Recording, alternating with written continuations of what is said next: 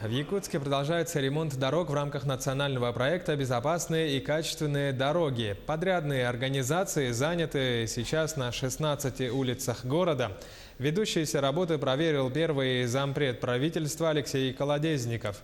Первым объектом стала улица Жарницкого, однако там на месте не оказалось ни одного рабочего. Далее группа направилась на Хатынь-Уряхское шоссе.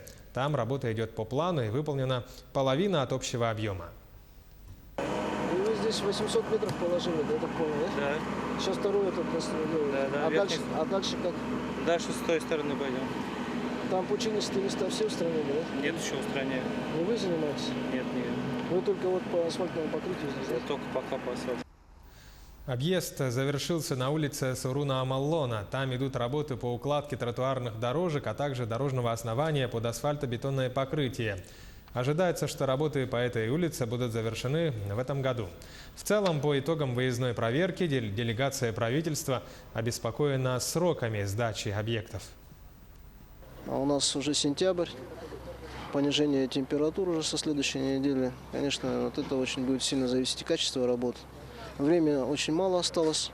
Мы об этом говорили еще в июле месяце, что нужно ускоряться и максимально работу делать в августе. К сожалению, этого не получилось у подрядчиков, и под угрозой стоит выполнение национального проекта.